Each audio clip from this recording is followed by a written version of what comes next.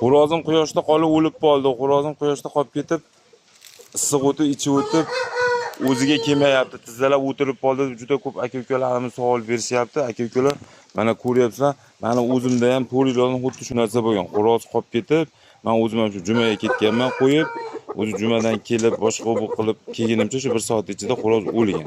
U paytda buni daraxt bo'lmagan, bu yerda salqin bo'lmagan. Hozir mana daraxt katta bo'lgani uchun salqini bor.